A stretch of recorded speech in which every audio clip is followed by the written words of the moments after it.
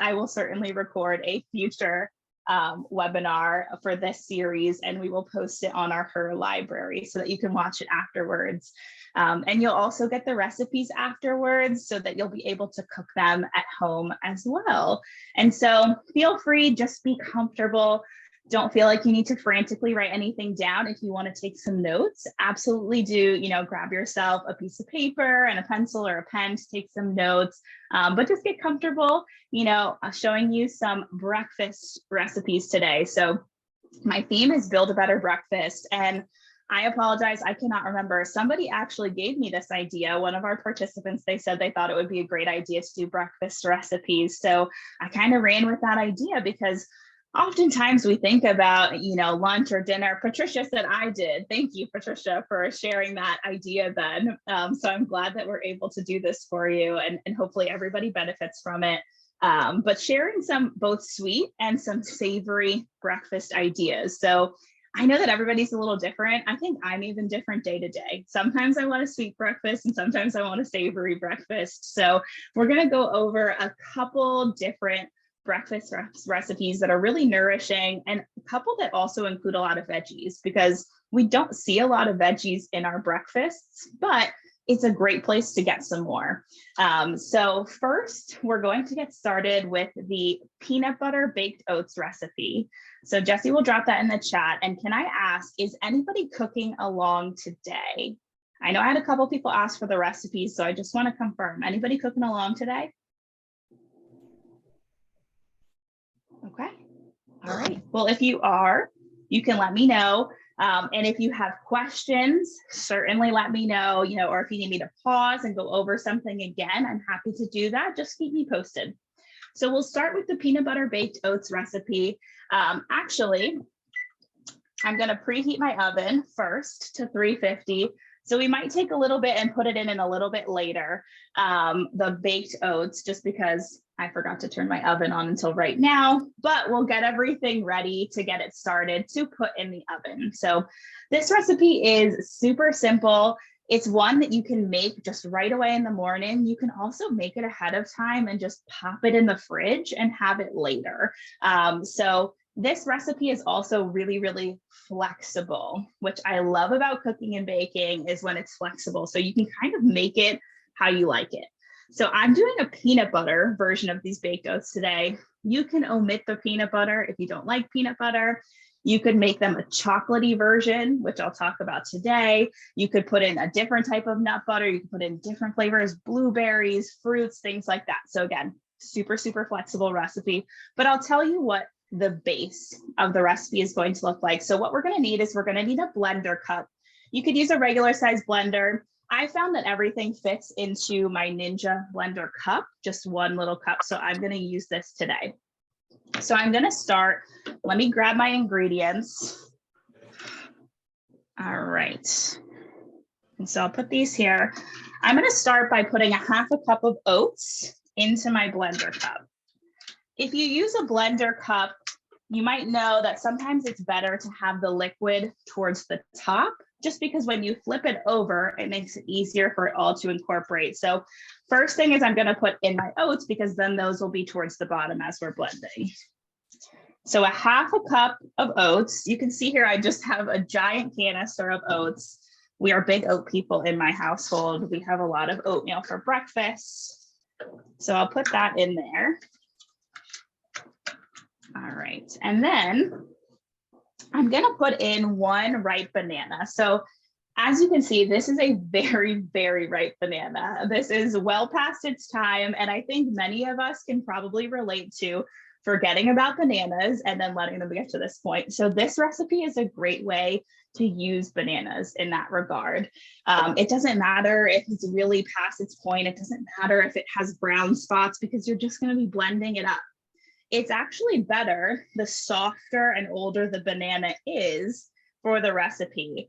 I made it a couple weeks ago. I tried it and my banana was not ready. It was still kind of green, and I blended it up and it was just really difficult to blend because the banana was harder. So making sure you have a nice ripe banana. So I'm just going to break it into a couple pieces, put it in my blender cup. I think somebody said, how about frozen bananas? I would say for this recipe, if you want to use a frozen banana, let it thaw out first. Just because we're going to be putting it into the oven and the banana is going to help give it creaminess. So if it's frozen, it's adding that iciness to it as well and thickening it.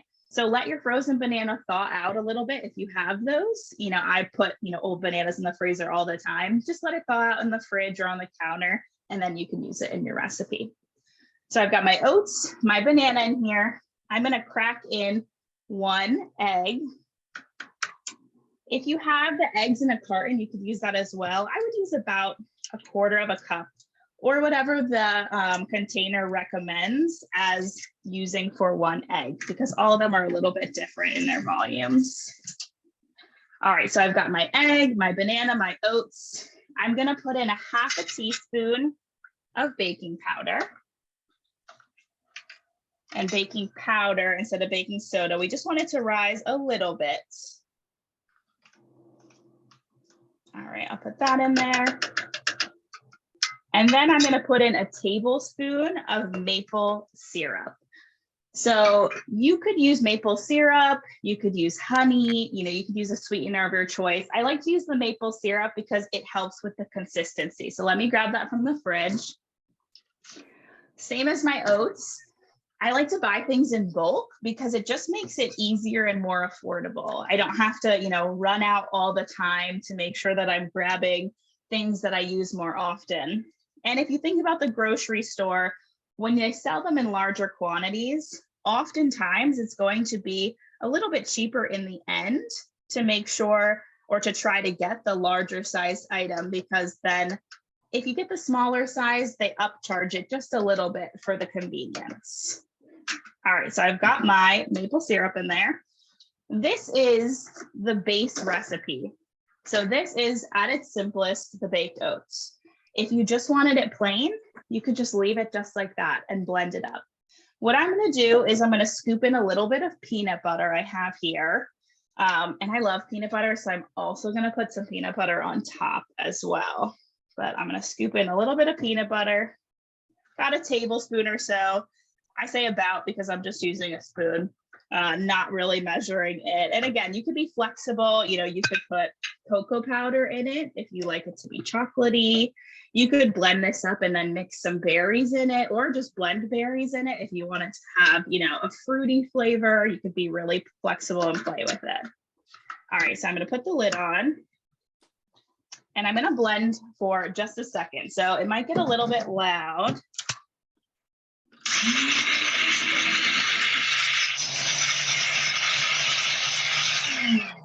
All right. And so what I'm going to do now is there's still some oats at the top of my cup. So I'm just going to give it a nice shake.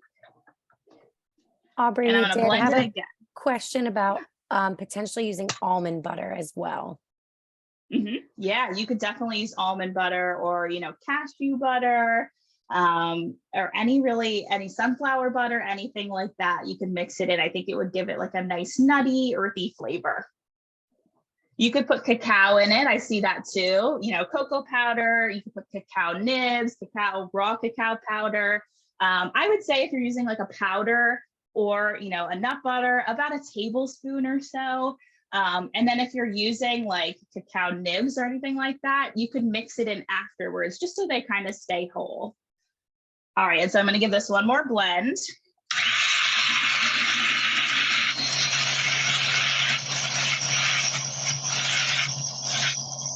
All right, and so you want it to be fairly smooth. It's all right if there's still some, chunks of oatmeal in it. So I'm going to take the lid off here. Give it a little rinse. And then this is what it looks like on the inside. So that's our mix.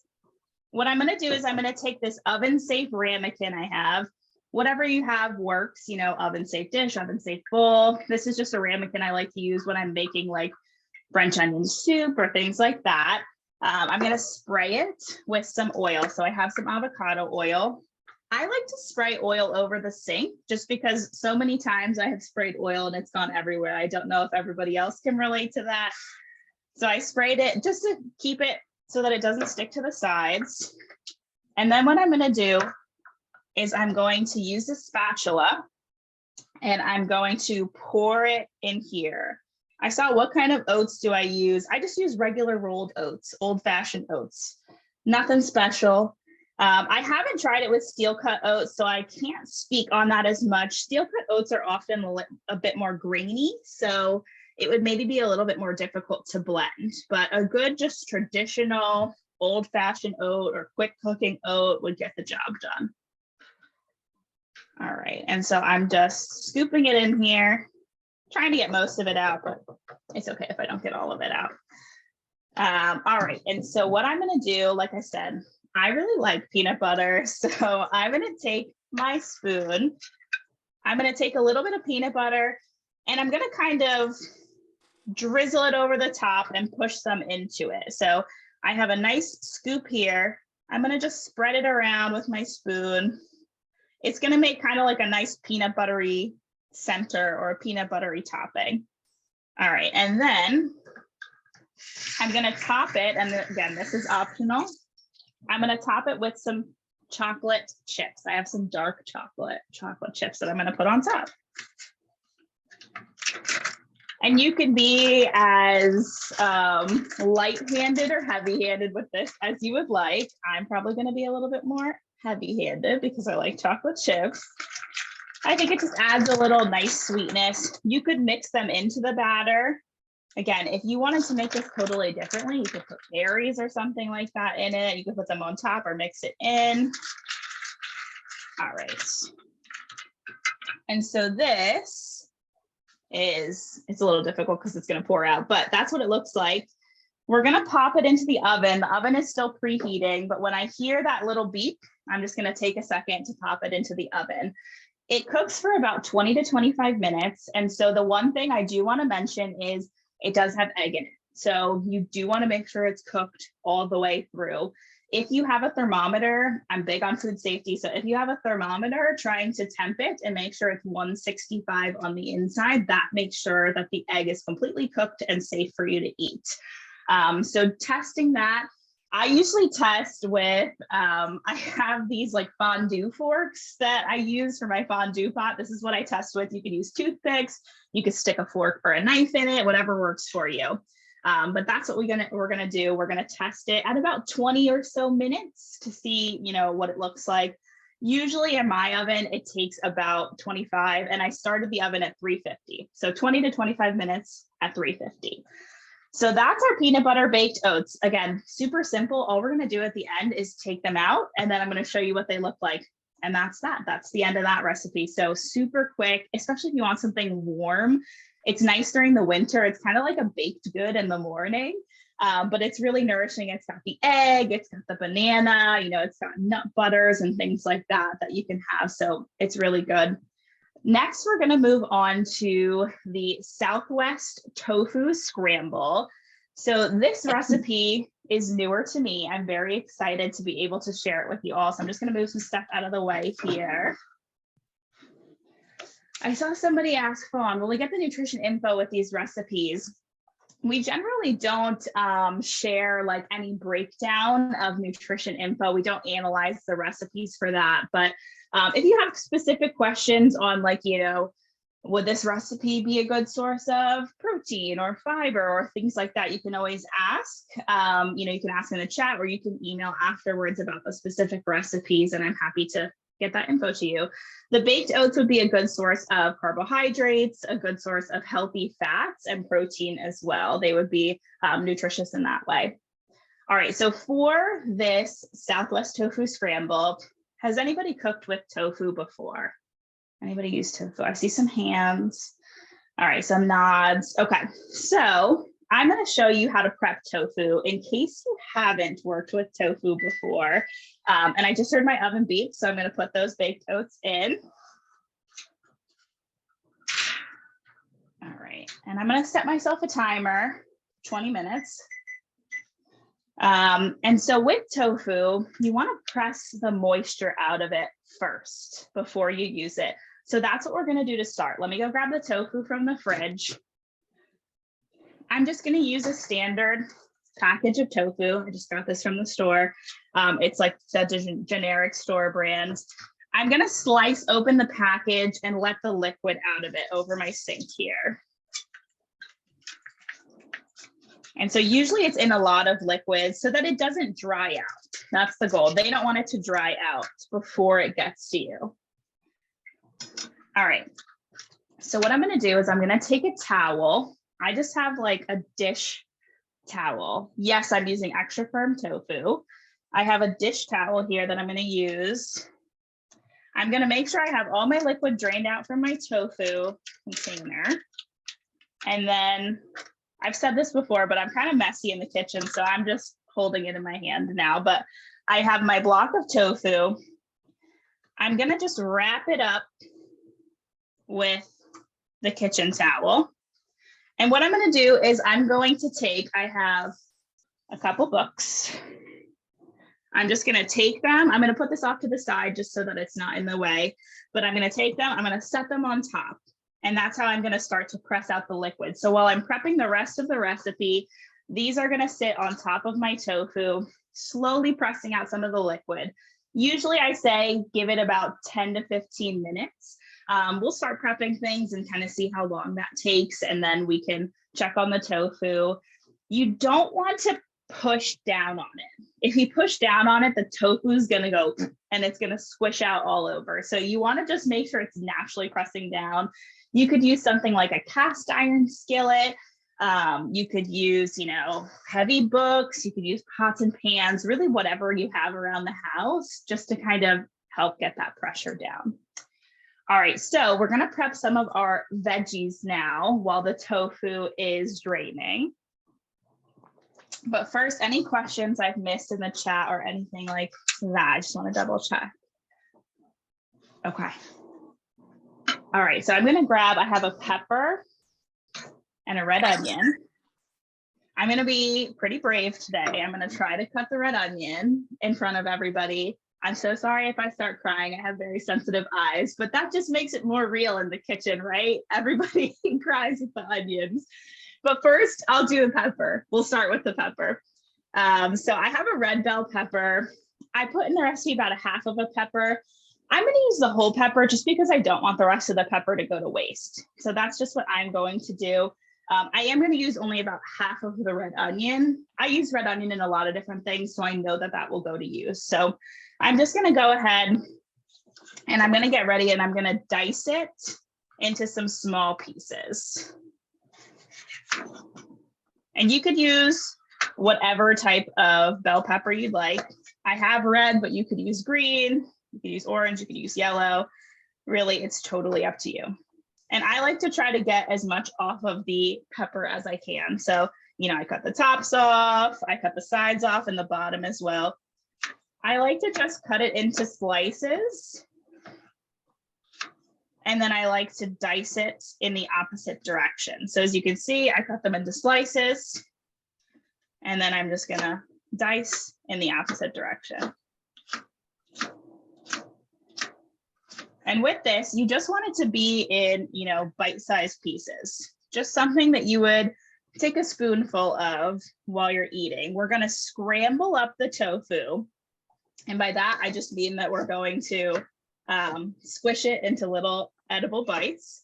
And then we're gonna mix it with these veggies that we're cooking. All right. And so I'm just gonna cut them all into strips now. And then I'm just gonna take all of them and I have them all in a big pile. And then I'm gonna cut them the opposite way. It is completely okay if they are all different sizes, all different shapes. The kitchen is about being flexible. So that's what we're here to do today. All right, so I've got a lot of pepper. And then I'm also just going to, the little bits that I cut off, I'm just gonna kind of like loosely try to do the same thing with these. Cut it into slices and then cut it the opposite way. Again, it's okay if they are not all the same size or shape. That's completely fine. All right. Aubrey, we did have Shelly say that she had the strongest white onion the other day and she is pretty tolerant, but oh boy, did she tear up. And then we had another question as well that said, why are you using a red onion and not yellow? And what is the difference between them? That's a great question. Mostly the difference between them is going to be the flavor. So as far as the red onion, it's got a lot more of a bite to it, where a white onion or a yellow onion are going to be a little bit more of a subtle flavor.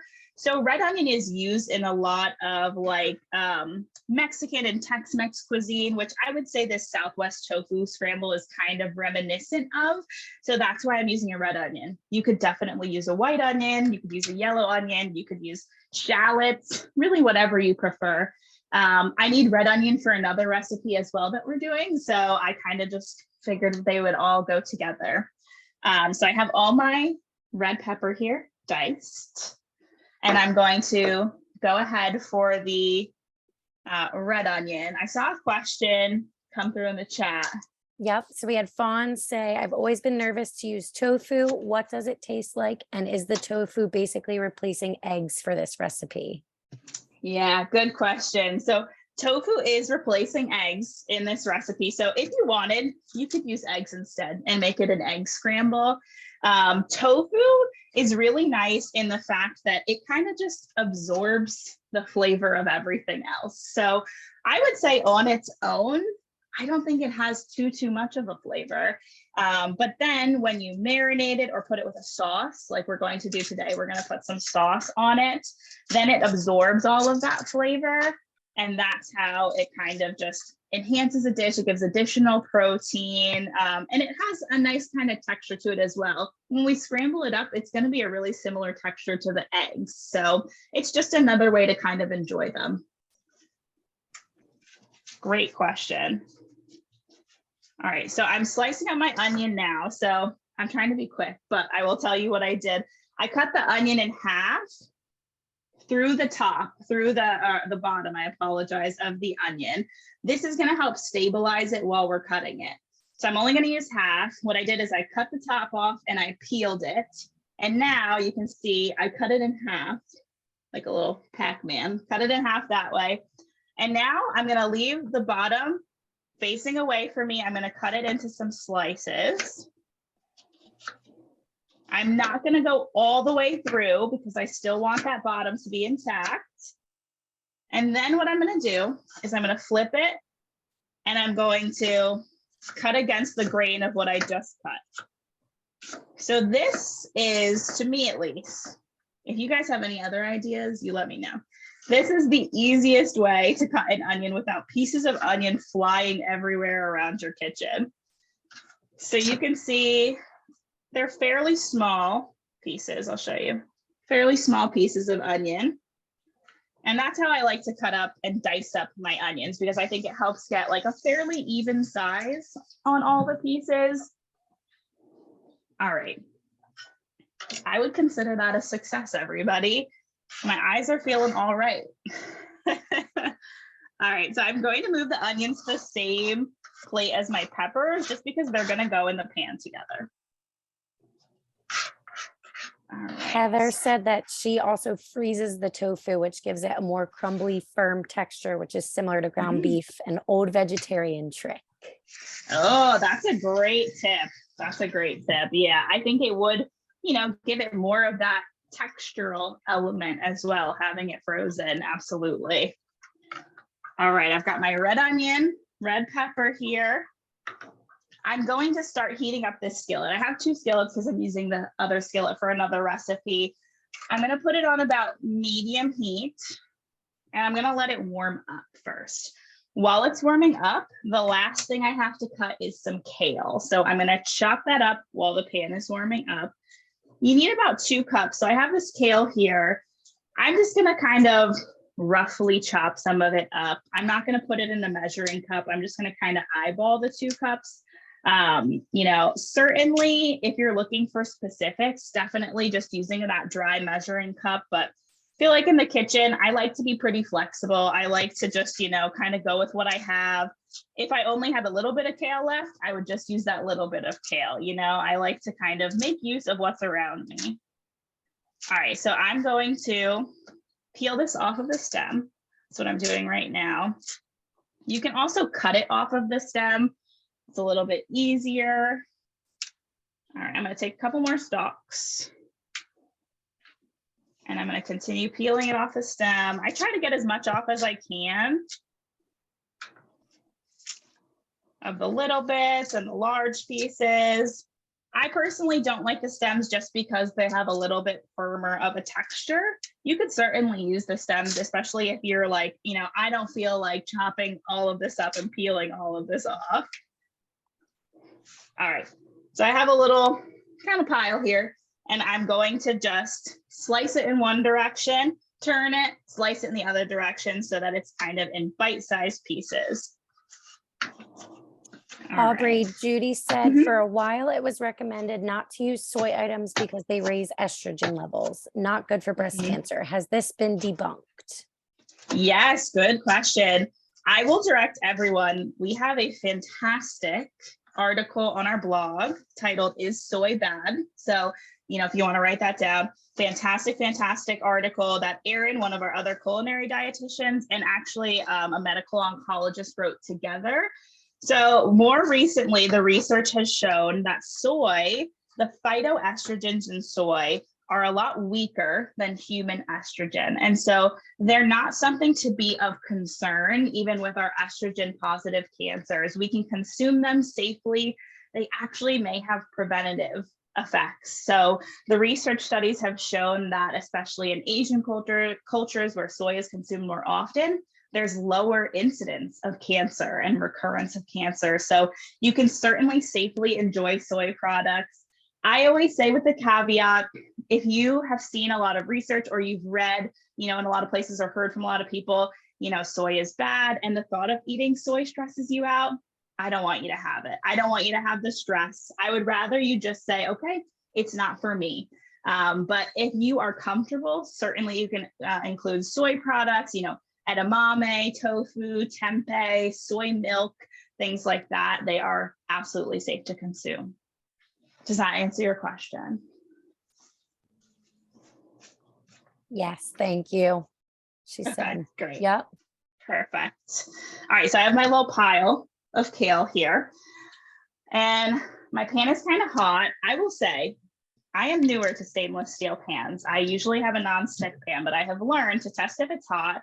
I like to put a little water on it. And it's kind of like dancing around the pan. It's kind of flying everywhere. So I know it's hot enough. So what I'm going to do is I'm going to put in a drizzle of oil. And I'm going to just kind of spread it around the pan. I like to wait until the pan heats up to put the oil in, or else the oil can start smoking. So I just like to give it that time to kind of heat up. I do want the oil to heat up, but I'm going to give it a minute to kind of start heating there. While it's getting warm, the first thing we're going to do is we're going to put the peppers and the onions into the pan, and we're going to let them cook for about 4 or 5 minutes or so. We want the onions to start to become translucent, showing us that they are getting cooked. So I'm going to go ahead and I'm going to put these in the pan. We'll probably hear a sizzle. All right, so I'm going to go ahead and put these in the pan. And I'm actually going to turn my fan on. And I'm going to go ahead and kind of just shimmy these around a little bit. Again, I just have oil in here right now. And I have the peppers and the onions. All right, so I'm going to keep a close eye on this. I don't want anything to get too burnt to my pan. So I'm going to keep an eye on it. But what I'm going to do while those are cooking is I'm going to check on my tofu. So let's move this out of the way. And I'm going to take the books off my tofu. Oh yeah. The bottom of my book is wet. So you may, if don't use a book that you're like, this is the cherished book that I own, a book that's comfortable getting wet, something with, a protected cover, or just wrapping it with some additional towels. So I just have one towel. Sometimes I'll use a bath towel just to make sure that I'm not getting anything wet. But you can see kind of here how wet the towel is, meaning that the moisture has come out. So I'm going to unwrap it here. And this looks great. So, it's hard to kind of tell exactly when all of the moisture is gone. You just want it to be fairly void of the moisture. what I'm going to do is I'm going to go ahead and I'm going to put it in a bowl. And so I'm going to do that. Let me get this out of the way. And what I'm just going to do is I'm going to crumble it. So you could use a potato masher. I tried that last time. It kind of worked. You could use a fork. You could honestly use your hands. I like to always come up with like one way that you can get kids involved. If you have kids or you have grandchildren or you're around kids, this would be so fun to have the kids do, just squishing up all the tofu. I'm just squishing it to kind of a crumbled consistency. So I'll show you guys what that looks like in just one sec. Pretty much you just want it to break up into little pieces, kind of vaguely reminiscent of what scrambled eggs would look like. All right. So here is our scramble. I think it almost looks like cauliflower a little bit, but there is our scrambled tofu. It's just tofu. There's nothing else in there, but we're going to save that because we're going to need it. I'm going to mix up my veggies. I'm going to give them maybe a minute or two more. The onions are definitely starting to look translucent. And I'm going to start prepping the sauce that we're going to use as well. So I like to keep everything on these little plates together. So we're going to mix a couple different things together for the sauce. What I'm going to do is I'm going to get a fork so that we can mix it in the end. We're just going to mix some herbs and spices together. So I have some garlic powder. You can see I have a big one. I use a lot of garlic powder in my cooking. So I'm going to take a half a teaspoon of garlic powder. And then I'm going to take a half a teaspoon of cumin.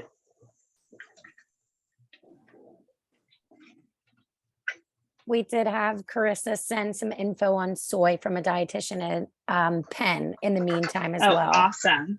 And Thank you, Carissa. Yes. And then we did have a question about using fresh garlic maybe instead. Yeah, you could absolutely use fresh garlic instead.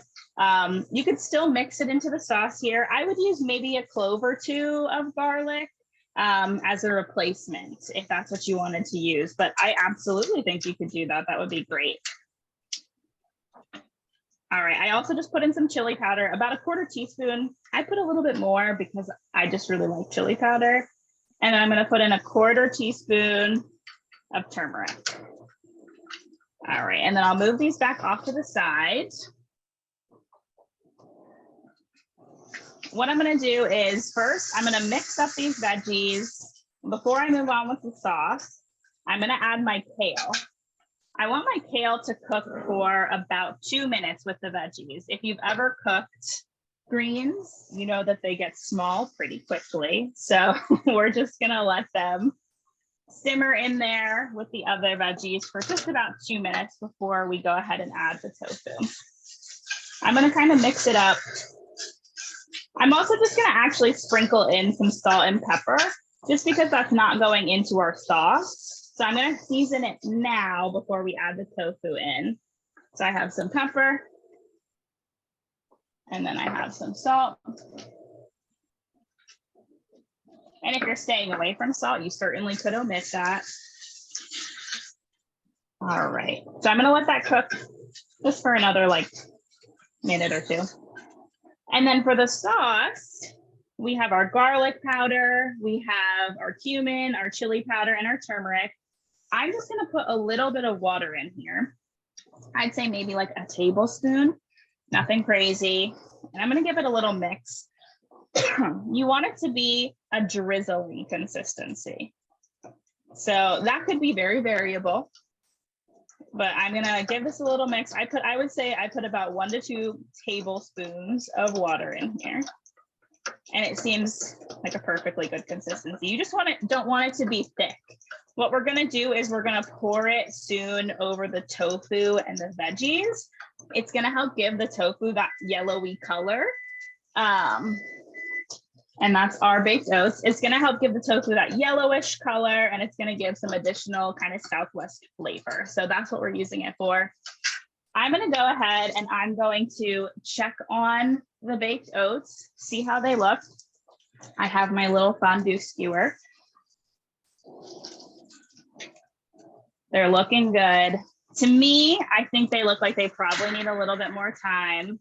I'm just going to poke it. Oh yeah, I'm poking the top and it already seems a little soft. So I'm just going to go ahead. I'm going to go ahead and just give it the extra 5 and we can check on it then. You can always be flexible. I always say with timing, I think sometimes like I get worked up and I'm like, well, it said 20 to 25 minutes, but it still seems soft on the inside. That's okay. Give it more time. Everybody's oven is different. Sometimes your oven says 350, but if you've ever put a thermometer in your oven, you know, it'll say something totally different. So, you know, just kind of being flexible with that, knowing what doneness kind of should look like. All right, so I've got my veggies in here. What I'm going to do is I'm going to kind of push them off to the side right now. I'm going to leave them in the pan, but I'm just going to push them off to the side. I'm going to add just a little bit more oil. And I'm going to put my tofu in that space that I opened up.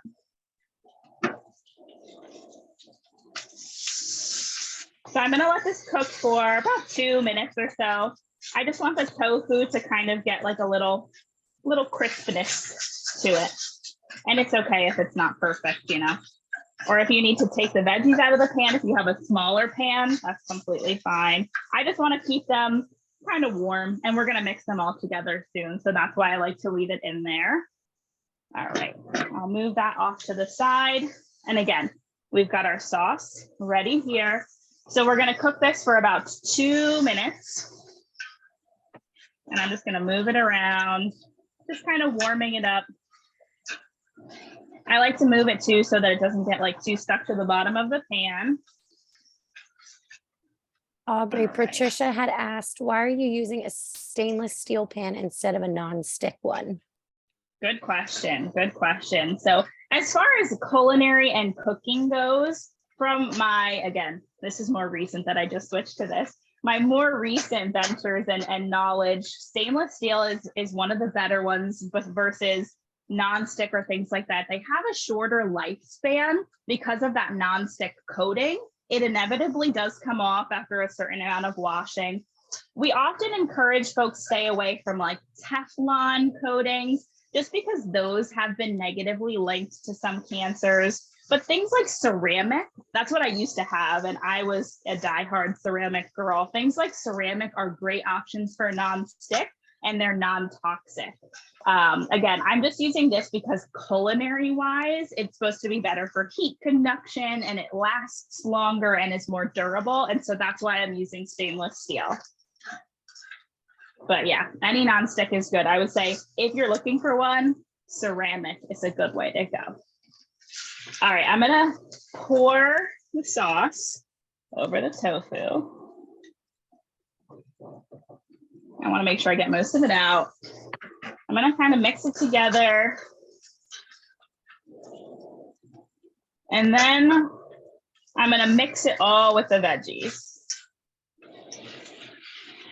All right, so now that this is all mixed together, I'm gonna let this cook for maybe 5 to 7 minutes. I just want everything to get nice and heated up. Oh, and I think somebody's unmuted. Did you have a question?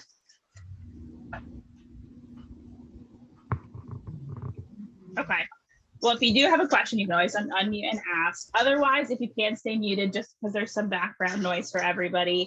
All right, so this, I don't know if you guys can see it over there, but I'll show you in the end. The tofu really looks like eggs. It is a yellowish color. It is beautiful. We're gonna let this cook for a couple more minutes, just because I want everything to be nicely incorporated. And last but not least, I'm gonna chop up a little bit of fresh cilantro. That's what we're gonna top it with. All right. So I'm just gonna take a little bit. I keep my herbs over to the side here. I keep them in these little jars. Helps keep them alive for a little bit longer. They're kind of like cut flowers. That's how you want to take care of them. So when you get herbs, if you are somebody who previously was like me, because I was this way, I would just put them in the fridge and then they would wilt so fast. If you cut the bottoms off like you would with fresh flowers, and then put it in a small little cup of water. It helps them to kind of continuously absorb that water and helps keep them fresher for longer. So that's my food saving tip for everybody for today. Storing your herbs like you would store your flowers. All right, and so I'm just kind of giving this like a rough chop. All right. So I've got my cilantro here.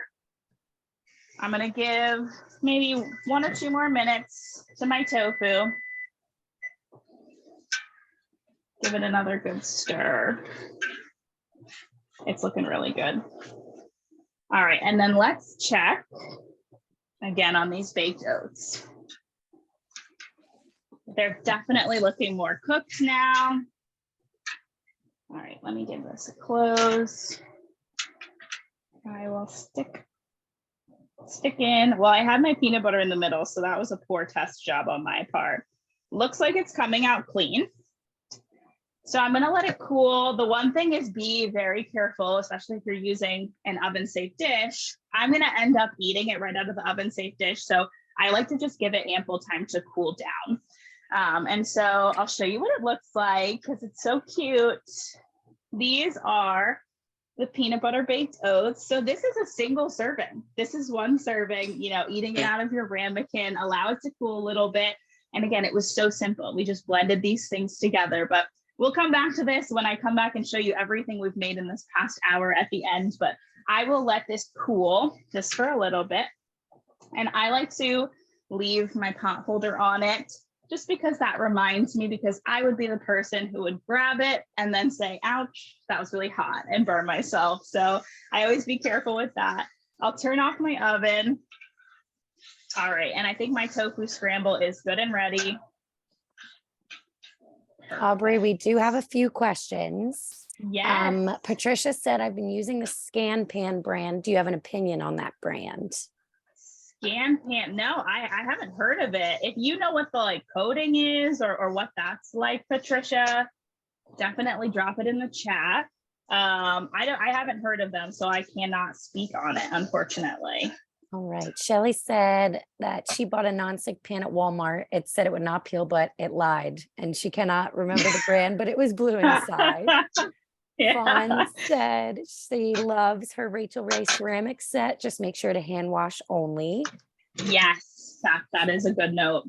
Tracy did say that she only uses stainless steel or cast iron pots and pans. Mm-hmm. What ceramic brand would you recommend, Aubrey?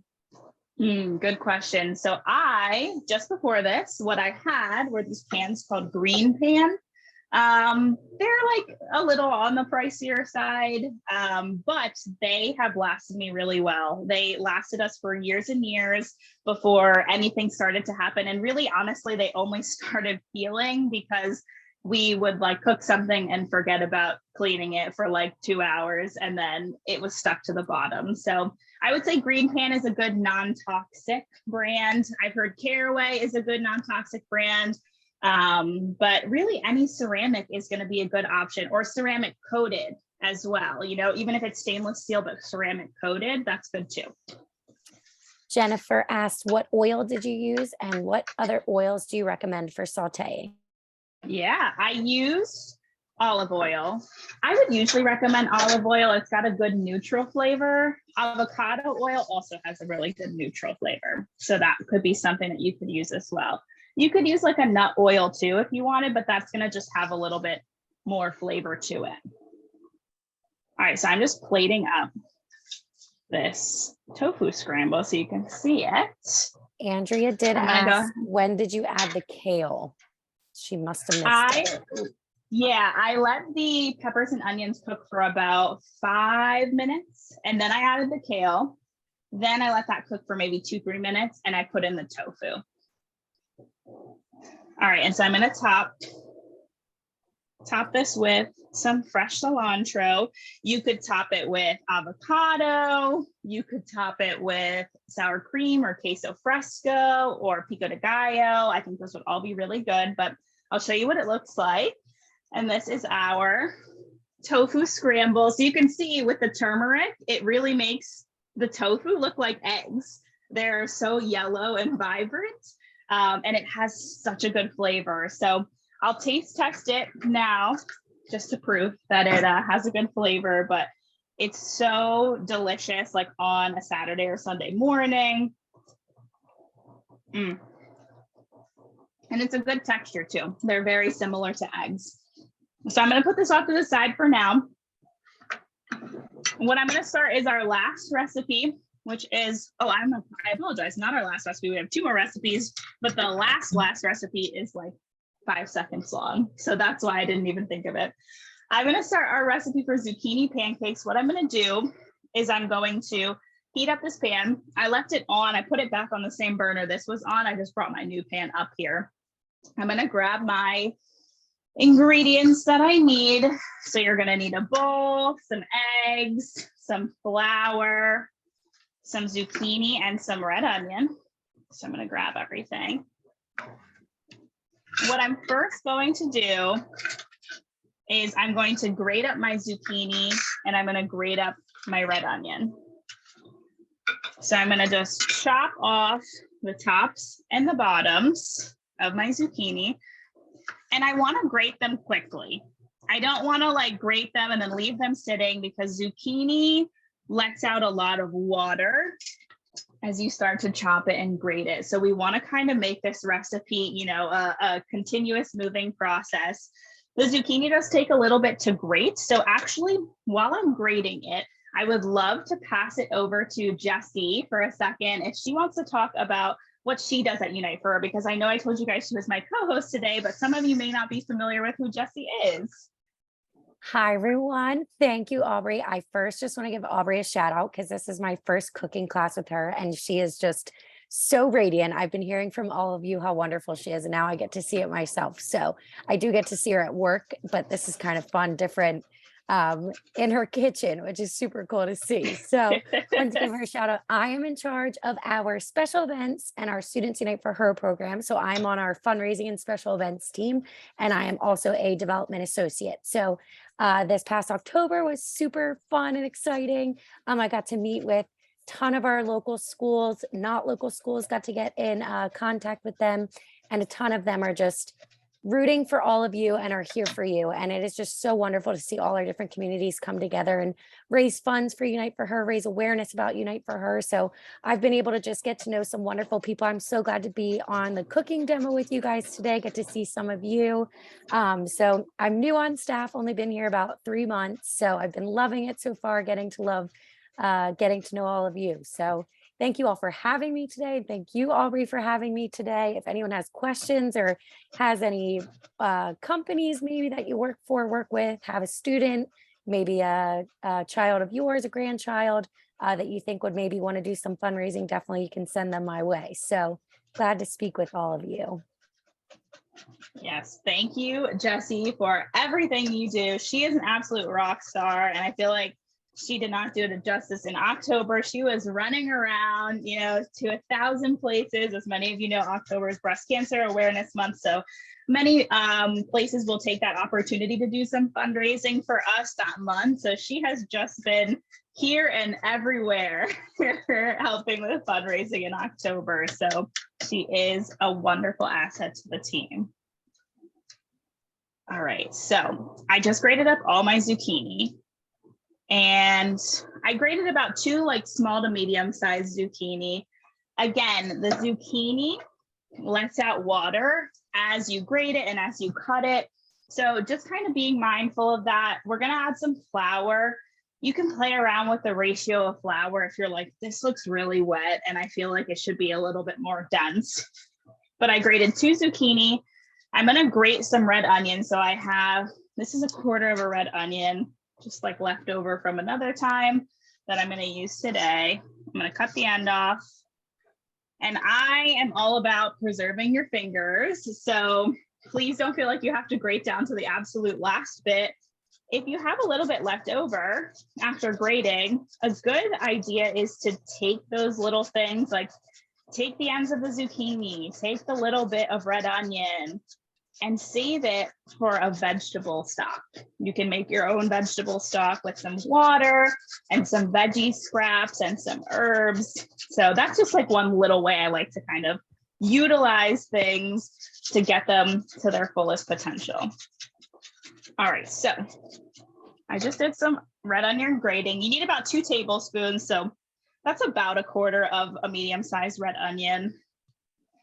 So what I'm gonna do is, because I don't want the zucchini to let out too much moisture, I'm going to immediately go and I'm gonna crack 2 eggs into it. This will help bind it so that it's not seeping out as much moisture. All right, so we got 1 egg. You can also mix the eggs off to the side first and mix it in. I'm just all about saving some dishes. All right. And I'm gonna first just give my hands a little wash, just because raw egg and food safety. So I've got 2 eggs. I've got my 2 tablespoons of red onion and 2 zucchini in there. I'm gonna mix it together. And I'm gonna break my egg yolks first, just so that they kind of get nicely incorporated. All right, so I've got those mixed together.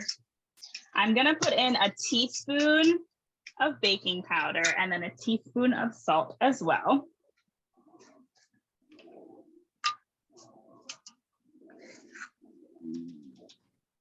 And then I'm gonna add in 6 tablespoons of flour.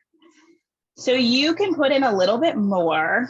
I wouldn't say to go less than 6, but again, if you are feeling like, you know, there's so much liquid in here, you know, you want it to kind of absorb a little bit more, certainly put in some more flour. I'm gonna use whole wheat flour.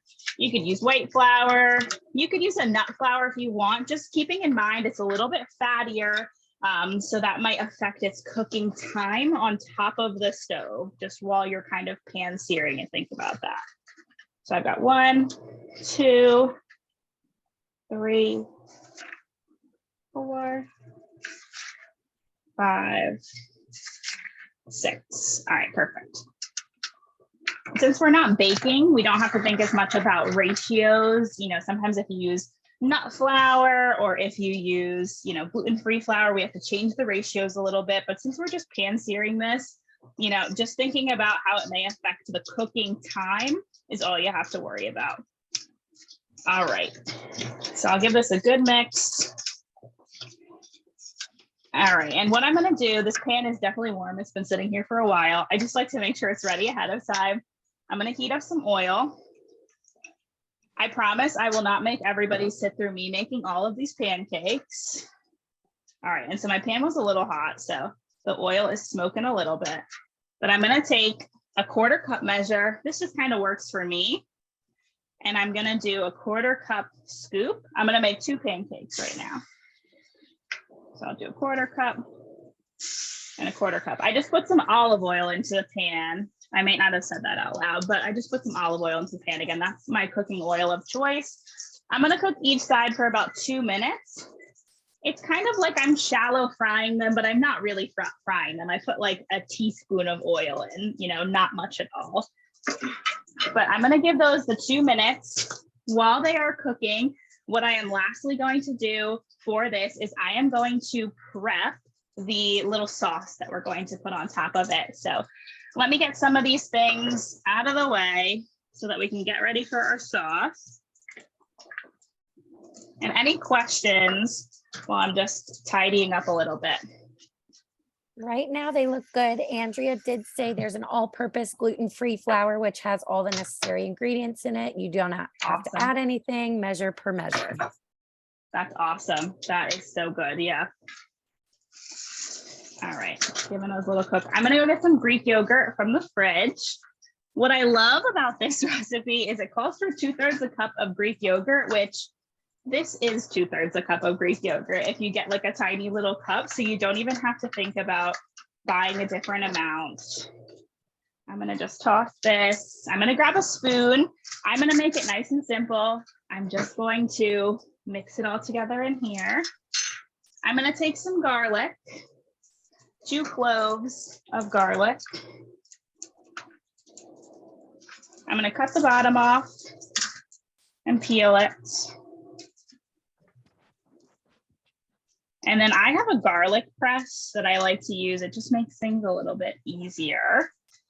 All right, I'm gonna cut the bottom off and peel it. You can leave a little bit of the peels on with the garlic press. All right. And so I'm just gonna go ahead, this timer is about to go off. I'm gonna give these a flip.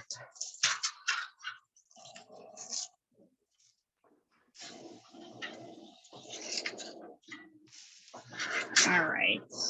And they are a nice, like dark brown. I would venture to say maybe slightly burnt, but that's okay.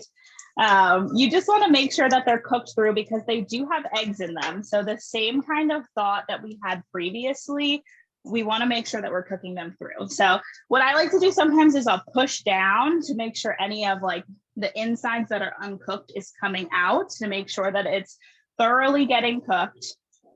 All right, and I'm going to set my timer. All right, so I'm going to take my garlic. I'm going to go ahead and press it. And so I have my yogurt. And so with the garlic press, it just like minces the garlic for you so that you don't have to worry about chopping it up yourself. Makes it so much easier. If you have any issues with like neuropathy or hand pain or anything like that, this can help, but sometimes it is a little tricky because you do have to push down. So, you know, asking somebody to help you in the kitchen with this part. All right, so I've got my 2 cloves of garlic. I'm gonna put in a little bit of salt. And then I'm gonna put in some fresh dill as well. So I'm gonna give it a little mix. And then I'm gonna take some fresh dill. Again, I just keep them off to the side in their little cups of water. And I'm gonna take the stems because I don't really want those stems. And I'm gonna just chop up some fresh dill. I want it to be nice and fine. All right, and I'm gonna take it and I'm gonna put it in the cup with my yogurt and my garlic and my salt. A nice addition, if you want to thin out the sauce, would be like some lemon juice or lime juice. All right, and that's the timer for our pancakes. Okay, and so let's plate these up. I have this nice big plate here. So I've got my pancakes. They look beautifully cooked. Again, I'm going to push down, make sure no insides come out. That means the insides are cooked all the way through. All right. And those are my, oh, they look so cute. Let me turn the burner off. So I've got my zucchini pancakes. I'm going to put a little of this garlic yogurt dill sauce on. All right. And those are our zucchini pancakes with the little sauce. They're so cute. And this sauce just really brightens them up. You could put anything on top, you know, don't feel like you have to use this sauce recipe, but I think it's nice. The Greek yogurt that I used adds a little bit of extra protein. So it's just kind of a good way to enhance the dish. We do have a few questions. This definitely seemed to be a fan favorite when you just showed all the comments. Great. We did have 2 questions. One, actually 3. How about using sour cream instead of yogurt? Yeah, absolutely. You could do that. Then we have, how many pancakes can be made from this recipe and can they be frozen? Yes, great question. So I tested it last night. I made about 7 when using my little 1/4 cup scoop. I was probably making them a little heaping. So I would say anywhere between like 6 and 8 pancakes the recipe makes overall. And yes, oh, sorry. Yes, you can freeze them. I forgot that was part of the question. Definitely you could freeze those. I would say keep them in the freezer for no longer than like 2-3 months, just because it does have cooked egg in it. So you don't want it to be in there for too long. Any other zucchini pancake questions? That was the 3 so far. Perfect. Yep. All right, so that was a zucchini pancake. Again, we can come back to questions if you do have any. I'm just going to show you the last recipe really, really quickly. So I'm going to make chia seed pudding as our last recipe. So I'm going to put in a mason jar, I'm going to put in 2 tablespoons of chia seeds. And then I'm going to get some milk. Tailoring or going off of the question about tofu, I'm actually going to use soy milk just because that's what I personally use. So let me grab that. All right. So I've got my soy milk. I have 2 tablespoons of chia seeds. I'm going to do a 1/2 cup of soy milk. All right. Someone did ask if other milks are okay. Yeah, other milks are completely fine. You could use dairy milk, you could use oat milk, you could use almond milk, really whatever works for you. Whatever you have in your fridge is going to be best. All right, and lastly, I'm just going to put in, like I said, this recipe takes like 2 seconds. I'm going to put in a teaspoon of maple syrup. You could use honey, you could use a different sweetener. You could omit the sweetener if you don't want it to be too sweet. So this is a 1/2 teaspoon measure I have, so I'm just going to do it twice. All right, so I'm going to put this back in the fridge. And what I like to do is I will give it a stir with my spoon. The chia seeds have this tendency to like to clump up. So what I like to do is I will give it a stir, and then I'll put the lid on. I'll leave it for maybe a minute or 2. If you can kind of see, some of the chia seeds are going to the bottom. What my key trick is, leave it for like a couple minutes and then give it a nice shake, or come back with a spoon. You might have to use a spoon because you can see some of the chia seeds are sticking to the bottom. Leave it so you can let the chia seeds clump up, and then when they do, then give it one final mix. So I'm just doing that, giving it a little mix. And surprise, I made one and put it in the fridge earlier, so you can all see what this looks like, because you want to leave it in the fridge for, I would say, like at least 2 or 4 hours just to kind of thicken up and let those chia seeds come to a total gel. But let me grab the other one so you can see what it looks like. And I'm going to put some blueberries on top because I think that'll be a fun addition. So I'm going to dump this into a bowl. This is what it looks like now. If you remember a couple seconds ago, all the chia seeds were like towards the bottom and they look small. All these chia seeds are nice and plump now. They've filled up. So I'll take this. I'll pour my chia seed pudding into this bowl. And I just think it looks kind of cool, honestly. All right, let me go grab a spoon. And I'll rinse off a couple blueberries, and that's how I'll kind of top it. I would maybe put some cinnamon on top too. I think that would be a nice addition, but really this recipe is nice because you can put whatever you want on top of it. It's like yogurt or oatmeal, you know, you might put granola on it. You might put berries on it. You might put different fruit on it. You can really play around with it and make it how you like it. Oh, wow. All right, so here is our chia seed pudding. It's not the best like visual here. Let's see if I can. There's the chia seed pudding. That's what it looks like. I put some berries on top.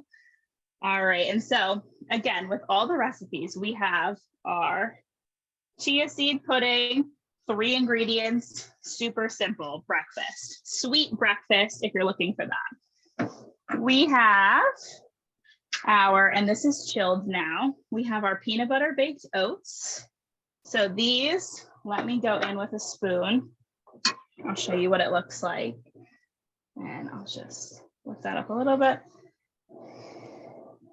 It is a delicious baked texture. We have our zucchini pancakes with our yogurt sauce. And last but not least, we've got our Southwest tofu scramble. So those are all of our recipes today. We got 2 sweet, 2 savory. I'm so glad that everybody was here to join me today. for these recipes, and hopefully you'll be able to integrate some of them and try them out in your day-to-day. I would love to see your pictures. If you do try them out, send them my way. But does anybody have any questions as we're wrapping up today? I see Carissa said, can't wait to try.